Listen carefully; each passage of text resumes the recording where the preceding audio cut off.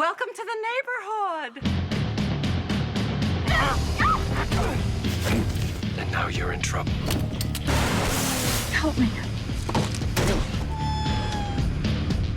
I just wanted him to stop talking. You bitch. We'll just have a long chat once you've settled in, okay?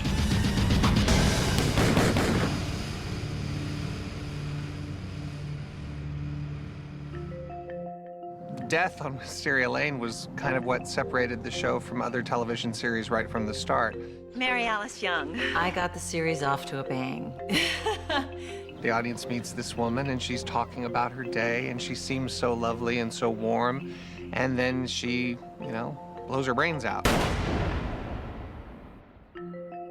I think that was shocking to the audience, and it let them know instantly that the tone of the show was going to be something different. Read the Bible, Paul. Suicide's a big no-no. I think maybe they thought, oh, just he's going to kill off one, but that'll be it for a while.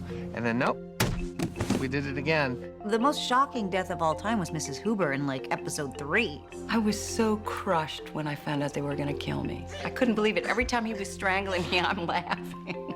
I hated them killing Mrs. Hoover because that was the end of that character. All the unbelievable deaths, I have to say, it kept us on our toes because we never knew. Thank God I'm still alive. Mark would call us into his office and we'd go, oh, Jesus, I guess I'm dead now. I really liked keeping that feeling of danger in the air.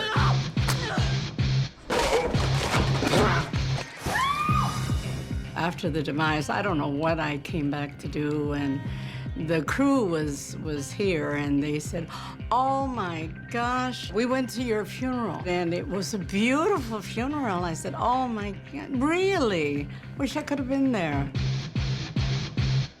Here I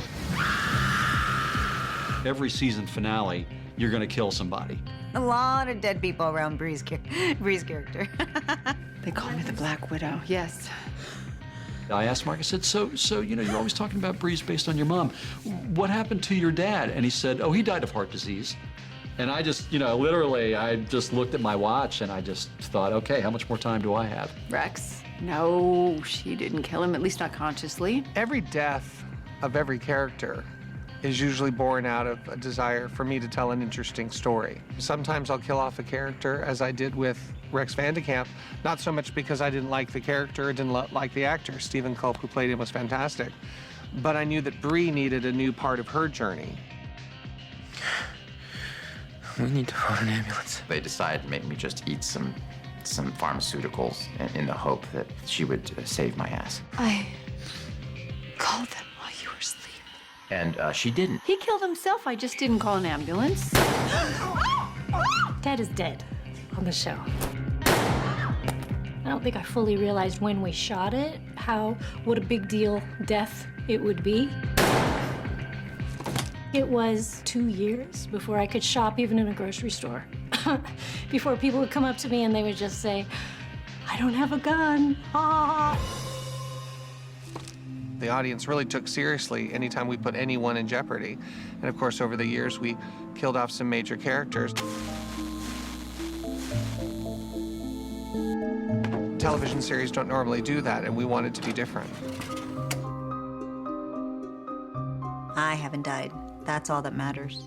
I think also when they killed my husband, the mayor, Victor Lang, played by John Slattery, that was kind of fun. But also oh man, he's dead. And I got shot in the shoulder, which is usually a safe place, but I dropped like a stone. Huh. Mother. Hey. Baby Dylan. The only bit we saw of Baby Dylan was her arm. Her hand is ice cold. It was a little hard acting with that baby arm. I had to get very emotional about this fake little baby arm.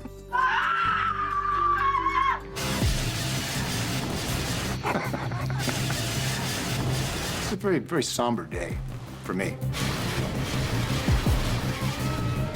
He had conjured up, Wicked Witch of the North or West or wherever she was from under the house. He met a terrible end, but it wasn't my fault. I just know what I was doing. Like, and they told me I wasn't supposed to come to work the next week, so. She's a dangerous person to hang around with.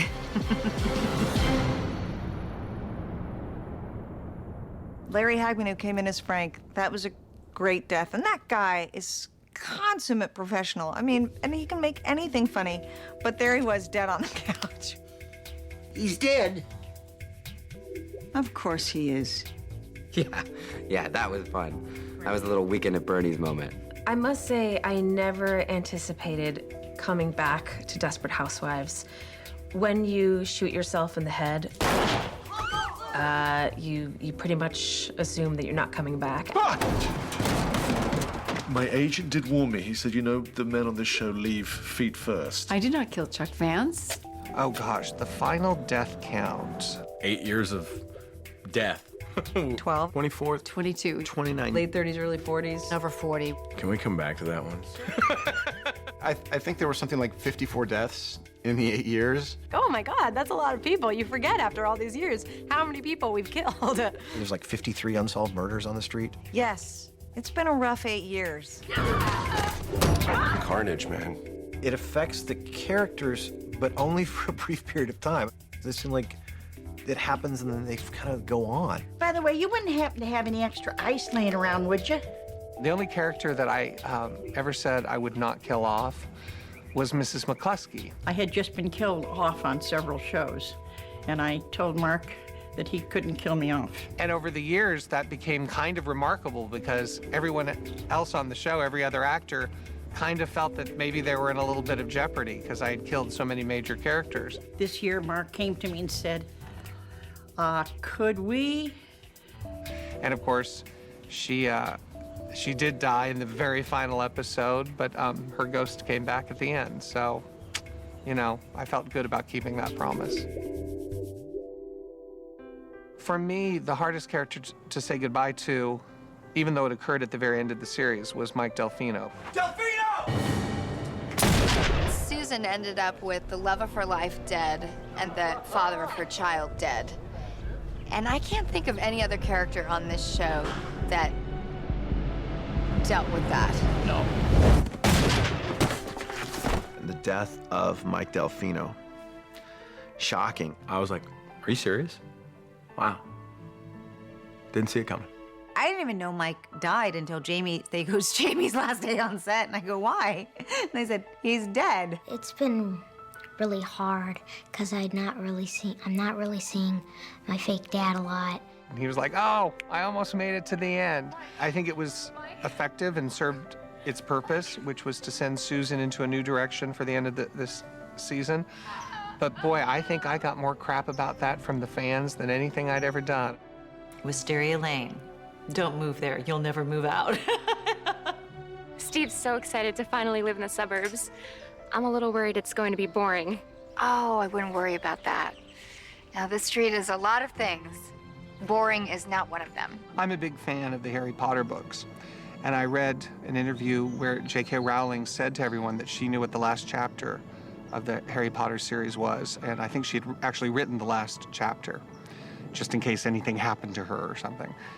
And I thought that was so smart to plan ahead. So it got me thinking, gosh, how do I want to end Desperate? And this is quite a few years ago. And so I had this idea of Susan driving off the lane and the ghosts of all the people who had been on Wisteria Lane and had gotten killed, that they were watching her go. And it gave me a chance to say something about life, mortality, what the purpose of it all is. And this made sense because the very last ghost you see is that of Mary Alice, who's been narrating this series for all these years. So it kind of explained why Mary Alice has been watching. She's been watching her friends go through their lives and hoping they figure it out, hoping that they get past their desperation to a point of happiness, which they do by the end of the series.